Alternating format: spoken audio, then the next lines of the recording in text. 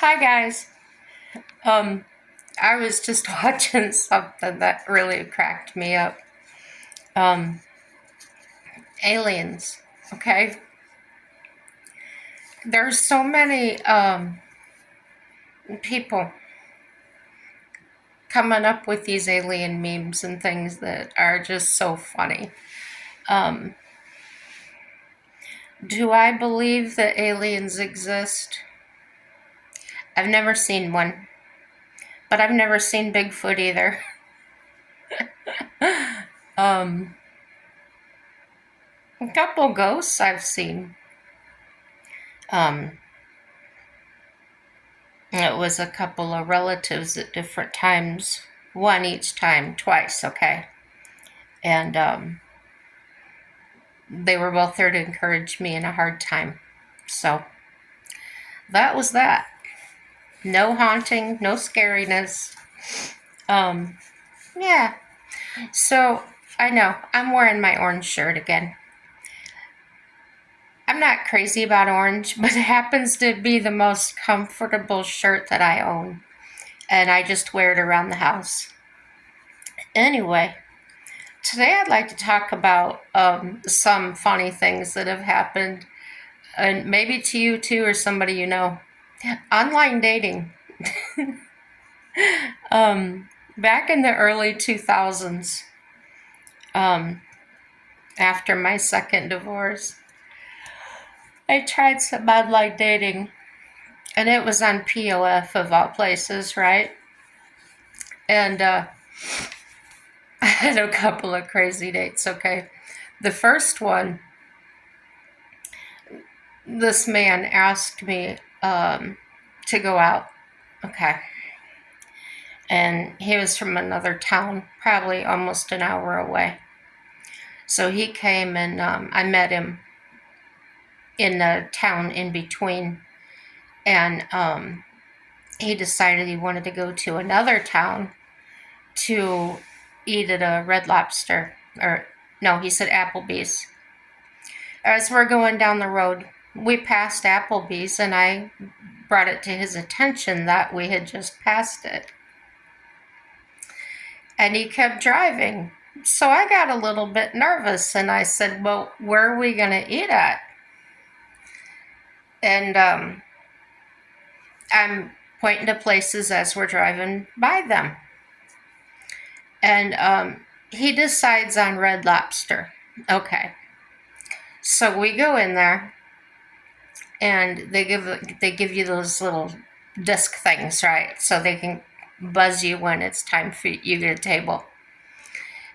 And we're standing there having small talk and that, and he says to me, you know, I'm allergic to shellfish, right? I had to check that. I go, what did you say? You know, I'm allergic to shellfish, right? I said, I just met you. How would I know that? You just brought me to a Red Lobster. Don't you want to go somewhere else to eat? He says, oh no, I'll find something else here. I said, okay. So we ended up sitting up at the bar at a high top table. And I always bring my own money. I plan on paying for myself no matter where I'm at or what I'm doing, okay? And he says, what are you going to have? And I said, well, I'm going to have me a beer to start. And he goes, oh, okay. So I ordered a beer, and they bring it out. And then the waitress actually comes over and asks for the orders, right? And he says, what are you going to have? And I told the waitress, I said I wanted the lobster tail. So, oh, I'm sorry. He had said, get whatever you want. I said, okay. So I ordered the lobster tail. And whatever came with it, I don't remember, biscuits or something. And he made his order. And so after the waitress takes our orders and walks away, he looks at me with like almost like an angry facial expression. And I says, "Is there something wrong?" And he says, "You know I'm allergic to shellfish and you ordered lobster tail." And I looked at him and I said, "Yeah, you did tell me that. But what does that have to do with what I ordered? You said you were just going to order something different. And I assumed that you weren't that allergic because you decided to go ahead and come in here and eat, right?" And he looks me right in the face and he says, "Well, you know you're not going to be able to kiss me now."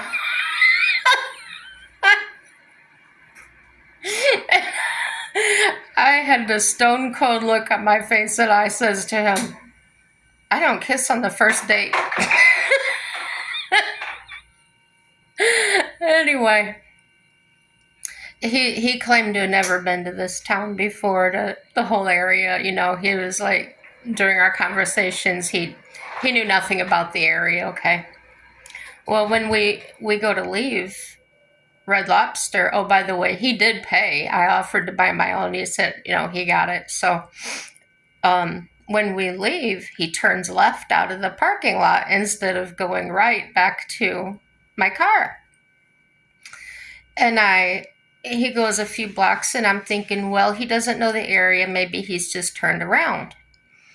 And so I asked him, I go, "Do you know where you're going?" He goes, "Yeah." I said, "Well, I need to go the other way to get to my car.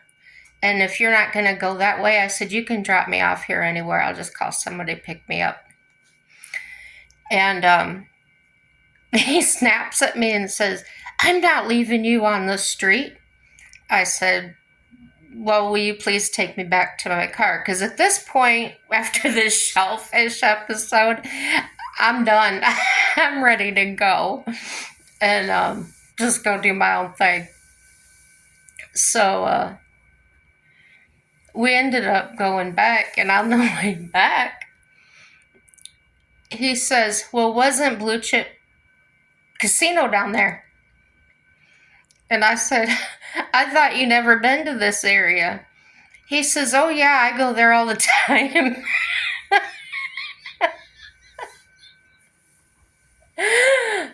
Okay. It doesn't need to be said. I didn't see him anymore. All right. So I decided to try this date thing one more time. This is a good one. So this was after that bad divorce I told you all about. So um, this guy seems really nice on the you know, talking back and forth and that, and down to earth, and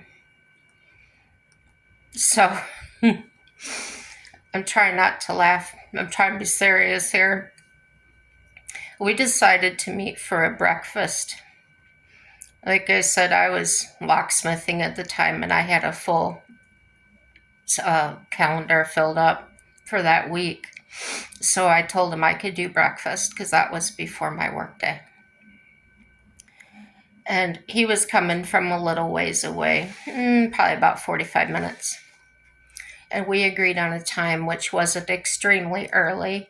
I usually get at that place about 6:30 because it's one of those family owned, like a cafe thing. Everybody knows each other, and uh, same people all the time. We just sit and, chew the fat and talk, drink coffee and talk. So I got there at 6:30, my usual time, and he was supposed to be there 9ish. So at 8:45, he calls me. "Oh, I'm running late. I'll be there by 9:30. And I'm looking at my clock and my watch, and I said, Well, I've got to leave here by no later than 10:15 because I have a job at 10:30, which was only a few minutes away. So he says, "Oh yeah, I'll be there. Can you order my food for me?" I'm like, what? He goes, yeah. He goes, I want a ham steak, I want bacon, I want sausage, I want pancakes, I want eggs. I mean, this had to have been a $30 breakfast order. And I'm thinking, no, I'm not ordering that stuff because if he doesn't show up, I have to pay for it. And I told him, no, you can just order when you get here. And he gets short with me. And he starts telling me that if I don't order the food, he's not coming. And I said, well, okay, that's fine with me. So he says, no, no. He goes, I'll be there. I'll just order my food. I said, okay. So I go, he calls when he's a few minutes away. He says what he sees, so I know that he's actually in the area. So I go ahead and tell the waitress what he wants. This guy comes walking in. His hair is literally like major bedhead. Like he seriously just crawled out of bed. Okay. He's wearing a shirt that looks like he just got it out of a dumpster. It's full of holes, all faded and stuff. He's wearing shorts. And it's cold outside. It's snow on the ground. He's wearing shorts with holes in them and everything. But that's not the best part. The best part was his boots. You know, those brown, tan, I don't know, work boots you call them. They had no shoelaces in them, no bootlaces whatsoever. So the tongues are hanging out on these boots and they're flopping on his feet. You just had to have been there. It was just like looking at a clown walking in. And of course, we knew each other right away because we had been talking on the app, right? So he comes in and sits down, and he doesn't say hello to me or anything. He just says, "Did you order my food?" And I was like, "Yeah." "Did you pay for it?" I said, "No." Why would I do that, right? So, my one girlfriend worked there, and she's watching this whole thing, and she's shaking her head. And I said, right. So, I was debating on whether to sit there and watch him eat. He was literally eating with two hands. He had asked for another fork, and he's shoveling it in like this. So I get this image in my head. I do this when I see people. Like I told you, I will envision an irate person as a small child having a tantrum, right? Well, this guy I'm envisioning with this big pig nose. And he's just shoveling in this food. And let me tell you, the food was mounded on his plate. It was like a mountain of food because of all this stuff he ordered. And then he drank like 3 glasses of chocolate milk. And didn't say a word to me. His mouth was full of food. And I'm just sitting there watching him, right? And he gets through eating and he's like, oh man, that was good. And he burps and farts. I'm disgusted. I'm not laughing like I'm laughing now, but I wasn't laughing then. I was grossed out. And I told him, do you want to talk about anything? I was, oh no, I just wanted to eat. I said, okay. I said, well, I gotta go to work now. And he goes, all right, have a good day. What's wrong with people? I guess he just wanted to sit there and eat. He didn't really want to see me. Um, yeah, so those were my experiences with online dating. I didn't do that anymore. Oh, anyway. So, I got the like hiccups.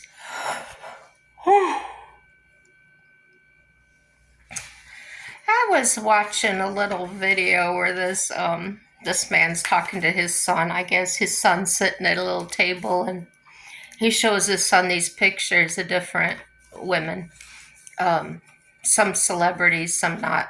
And he told his little boy tonight, well, I saw it tonight. I don't know when the video was made. He said, "You got to find something nice to say about every picture you see, every person in every picture." And what's funny about it, or what's humorous about it, is that the honesty of a child is in there. But you could tell when he was really trying to keep that rule. And there was this one that came up that on the outside was not attractive or, normal looking.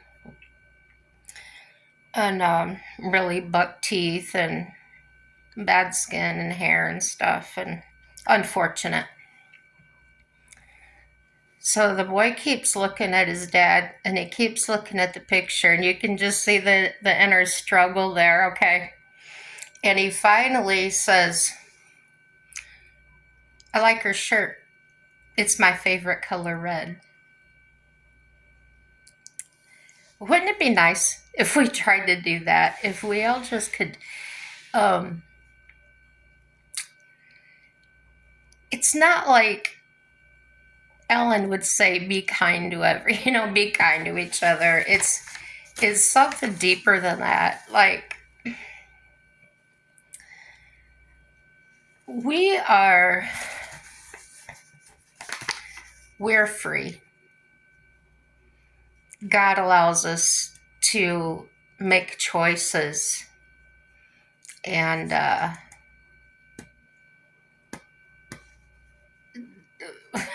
we also live in a free country because one nation under God. And I'm not laughing at that. I believe that the founding fathers intended it that way, and what's happening to it is atrocious. Um, is it really happening to it, or is it people? Um, when I got married this time, I married a very not my typical type of man. But when I prayed about it, God gave me a visual image inside my mind of this bright, bright diamond. What I had said, I forgot to add this part. What I had said was I slammed my eyes shut because I was ready to just tear this man up and tell him, get out of my house. He disgusted me or whatever I was thinking at the time. That was my ugliness coming out or brewing up. It wasn't the person I am now. I was in a really bad place. Um, yeah, you know that story. And the hurt and the rage I felt just needed to come out, and it was almost ready to come out in that unproductive way and would have hurt somebody, and I wouldn't be able to take that back. And seeing what I was doing, that's when I just shut my eyes, shut my mouth, and said, "My eyes are failing me, Lord. Give me your eyes to see with." And he showed me this bright diamond.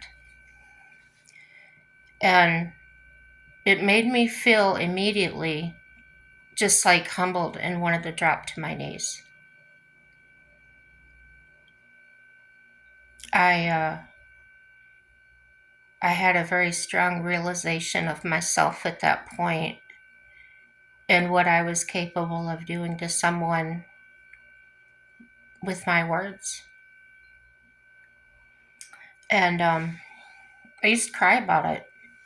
I really, even though I hadn't done it, I felt the weight of what I could have done to somebody. So it's nice to say, oh, be kind, be nice, and all that, but you can, how do you say that? Fake it till you make it. I've heard that saying before. Um, Maybe that'll work for some people. I don't know. It wouldn't work for me because what I say really needs to come from a good place, um, not a negative place or a dark place inside of me. Since I learned that lesson, I don't want to go back to it and have to learn it again. So, using that as an example, if what would happen if I had said that to him? You're revolting. I don't like the way you dress. I don't like the way you don't wash, or just whatever I could come up with to hurt a person. How would that have turned out for him? What if what I had said changed him, hurt him so bad that he maybe didn't want to live anymore or something like that? That would have been terrible. So, thinking of all these things that transpired, walking through the steps in my mind after that while I was alone and just replaying that, it began to build a strength in me. It strengthened me as far as thinking about what I'm saying before it just flies out of my mouth in a time like that.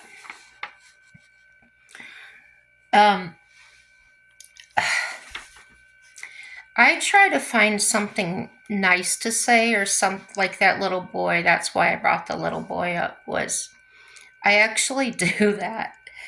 And for instance, there's an old lady that can barely move that sits and greets people at Walmart. I make it a point every time I'm there to say hello to her. Okay. And she's so accustomed. I sense that, I don't know for sure. I didn't talk to her about it, but her reactions to me represented someone that was accustomed to not being noticed, or people not answering her when she tells them to have a good day, or whatever holiday it is, wishing them a happy holiday. And I watched one time, I was waiting on my husband to come in the store. I was standing there, and she was greeting people, and they just had their nose in the air and just walking past her. And I thought, she must feel really invisible after a while. So I made it a point of just going in there and just saying, "Hi, how you doing today?" And she'd say, "Okay." Well, this has been going on several months. I usually go in there once or twice a month when I need something. And this weekend was the first time when she saw me walk in, her whole face lit up. And she reached her hand out to me and said, "Oh, honey, come talk to me." That was awesome. It was awesome, not in a way like I did that. Not a not patting myself on the back. It was awesome to see her with the joy on her face and the light in her eyes, um, to actually see somebody that saw her. Does that make sense? Okay. So I want to encourage everybody to find, if they're in your range, passing in the doorway or whatever,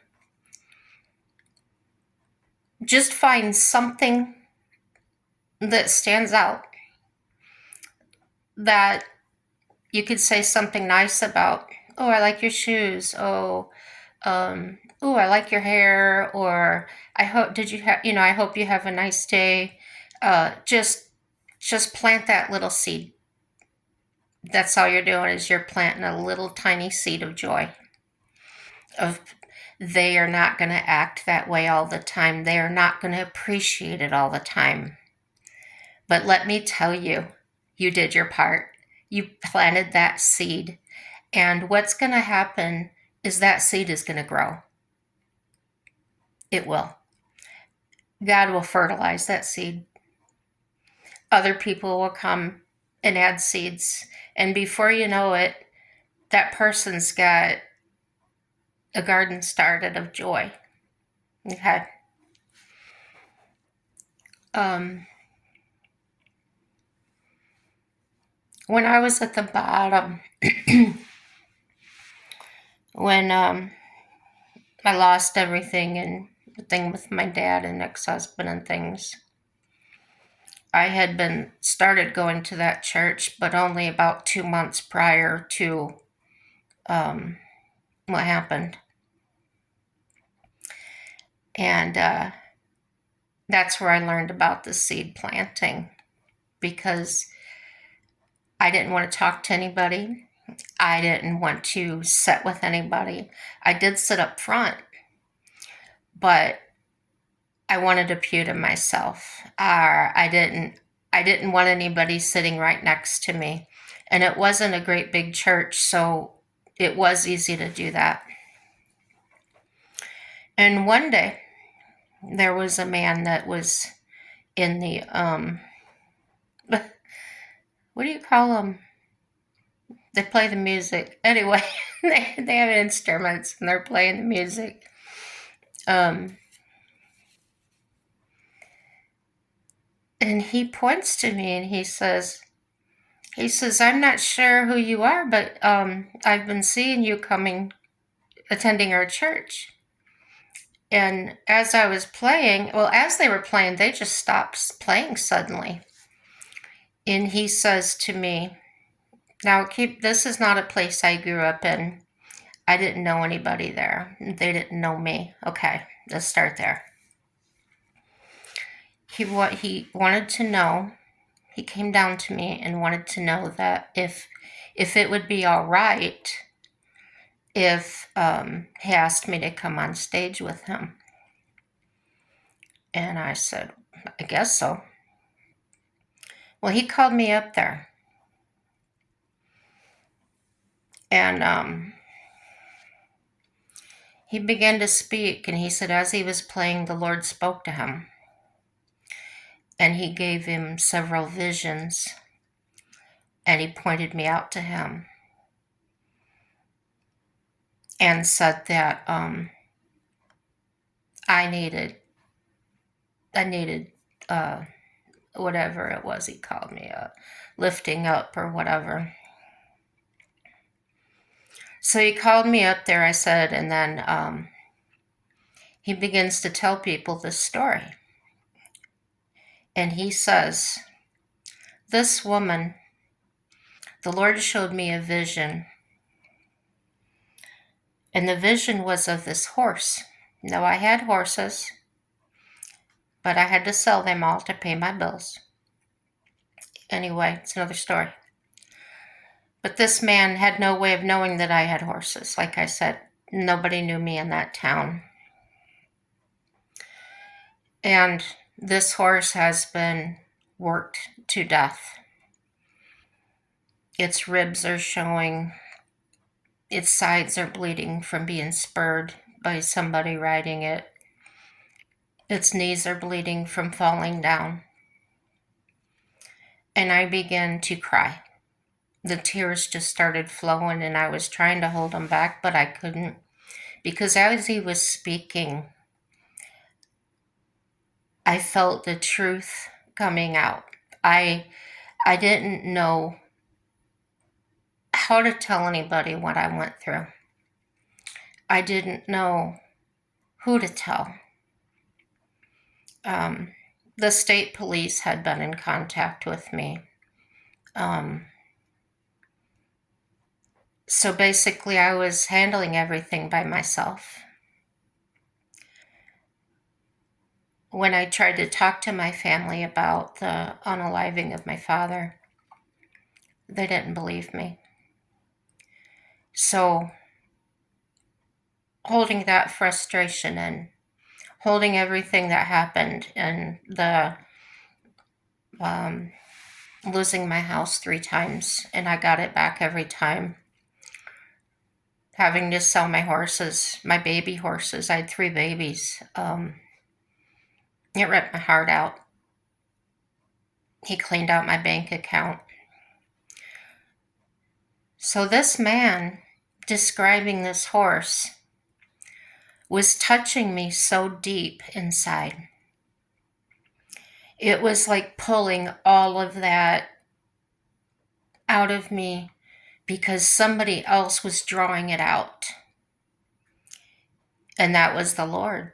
He was, I truly believe, even though I was just fresh walking in the Lord. That day, I really believe that the Lord was using him as an instrument of God to reach out and touch me.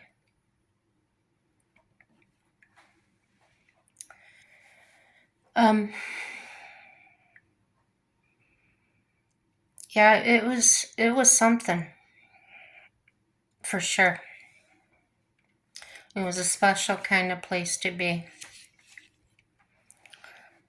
So, planting those seeds with people really goes a long way. And I ended up marrying that man that I almost tore apart.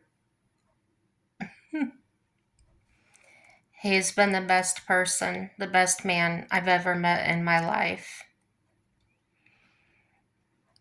Not even a year after we started dating, I got cancer. The man stood beside me every step of the way. He slept in hospital where they didn't even give him a cot. He would sleep in a chair. He would sleep in the waiting room. He's absolutely amazing.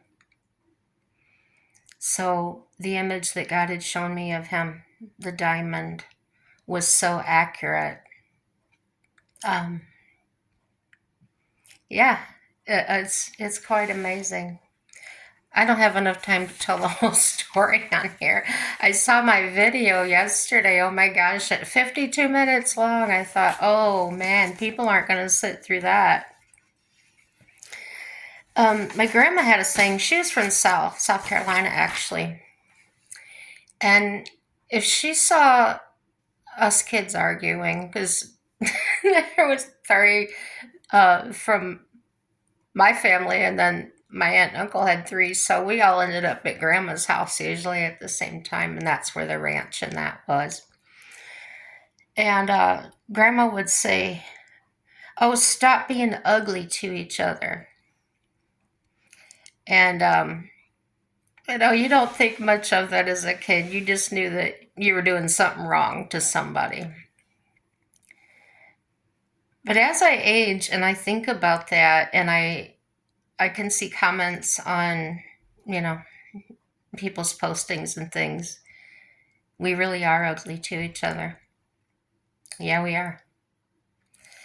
And then we all complain about how this country is going down and how people are nasty and how can people act that way or do that way. Look in the mirror. How many times have you been ugly to somebody? And I'm not laughing at you. I'm laughing because I'm free. I am free. And it feels good. It really does. If there's aliens, if there are, no matter what happens, my God is still on the throne. He's got this. He really does. The government, he's got it. he's gonna handle it. Um, it doesn't matter if you believe in not him or not, to me, because I know where I'm at.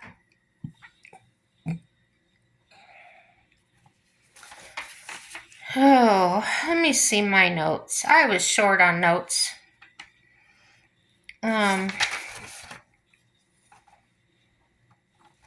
Yeah.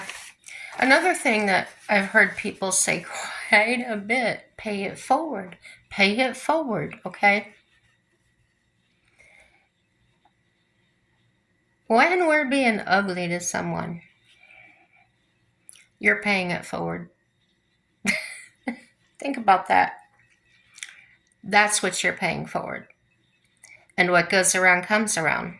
So there's this continuous cycle going around of more ugly than good. Because the more ugly that's going around, the more it's out there. So people are repeating it. The seed's been planted in them. It takes root. It gets hold of them. It grows. Okay? So if somebody's ugly to you, smile, nod, walk away, whatever. Don't be ugly back.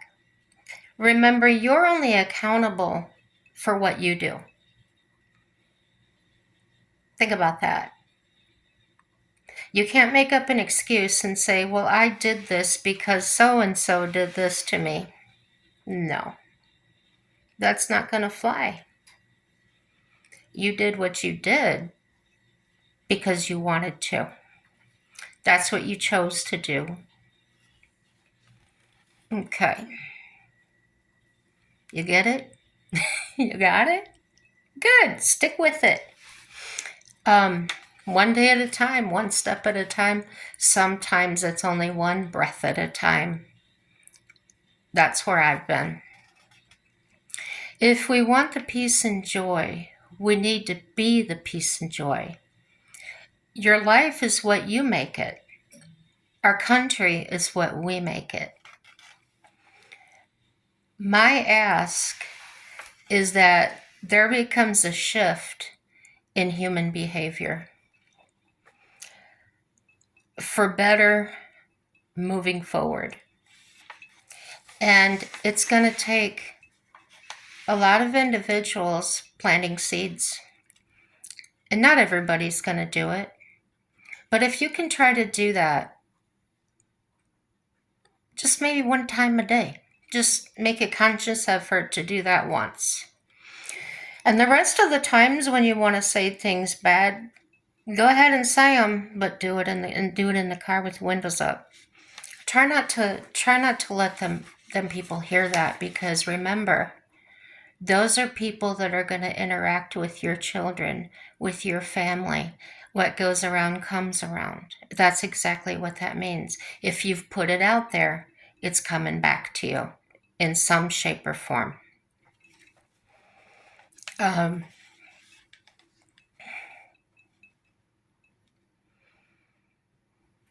I've heard it said, be the change. That's a very vague statement to me, a very vague quote. Be the change. I can't be the change. Mm-mm. The change is a product of what I do. Okay? I can't become something that nobody can become. You can plant seeds, though. You can, you don't have to be a nice person to do that. Did you know that? You don't have to be a nice person to say something nice. Okay. So let's all just start by planting them seeds, one at a time, 1% at a time, one breath at a time. If somebody's being rude to you, you got a rude waiter or a rude whatever.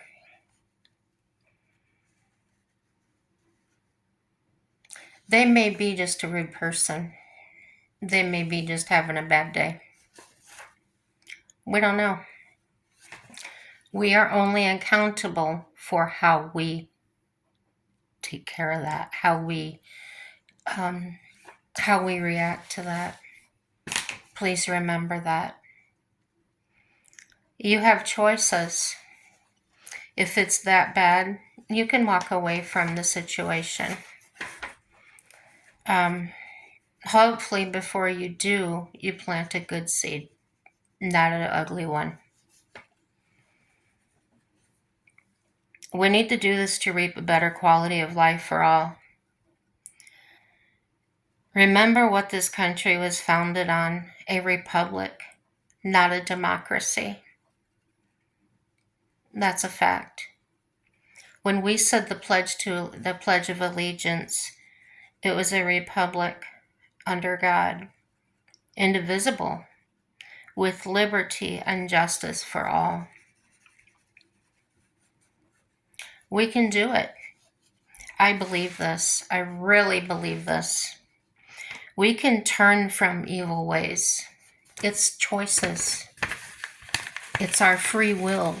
God gives us all free will to do anything we want to do. If you wanted to go rob a bank, for instance, he'll let you do it. If you wanted to unalive somebody, he'll let you do it. But you have to face the consequences of your actions. That's the way it is.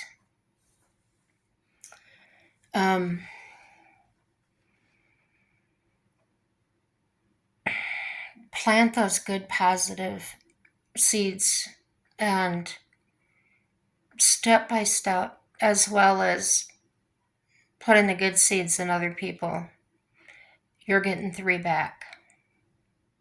Try it. Try it for a month. Try it for a year. Let me know how you change. Or if you don't change, I believe you will. Don't give in to the temptation. Sometimes the ugly comes up so hard and fast that we hurt others that we didn't even mean to hurt. It may be a family member, your kiddo, a boyfriend, a husband, the gas station clerk, anybody. Get control of that. And if you can't, as I couldn't by myself, get help. And you'll know best how to do that.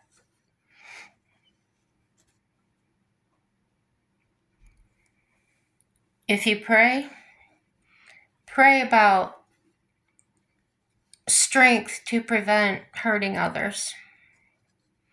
And sometimes our words can actually murder someone inside. And that's not nice.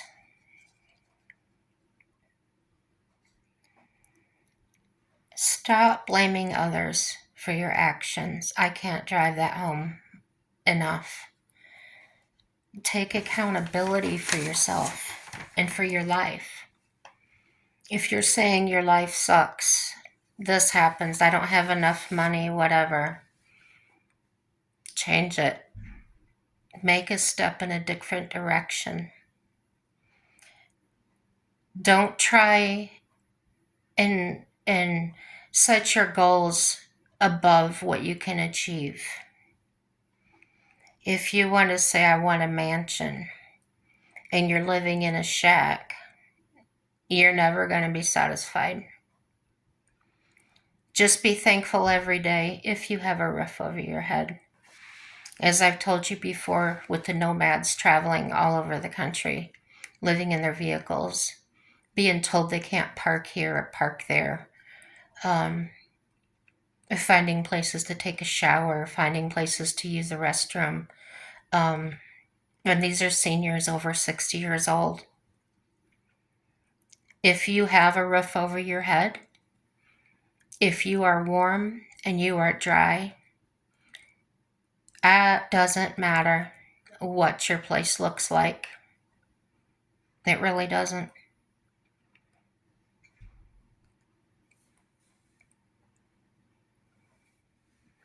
Enough of that. I just had to put that out there. I really did, friends. I'm cutting this off now because, like I said, I don't want to tie up any more time than I have. Um, like, subscribe, dislike. Everything is positive. And thanks for watching. Happy day.